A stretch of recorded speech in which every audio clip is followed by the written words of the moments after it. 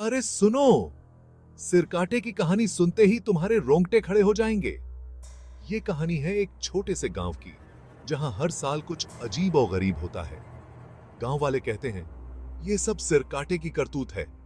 सिरकाटा वो एक परछाई है जो रात में निकलती है। कहते हैं उसकी आंखें लाल लाल होती हैं और उसकी हंसी उफ, इतनी डरावनी कि सुनने वाले का दिल बैठ जाए। गांव में अर्जुन नाम का एक लड़का था। अर्जुन को ऐसी कहानियों पर यकीन नहीं होता था।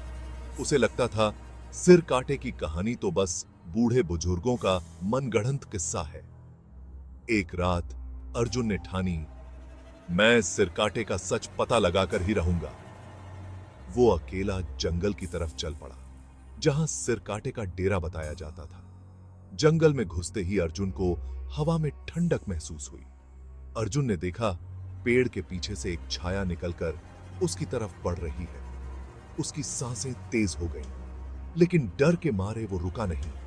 अचानक उसे एक हंसी सुनाई दी, ऐसी हंसी जो इंसान की नहीं लग रही थी। वो हंसी इतनी खौफनाक थी कि अर्जुन के रोंगटे खड़े हो गए। फिर क्या, सिरकाटा उसकी आंखों के सामने आ खड़ा हुआ।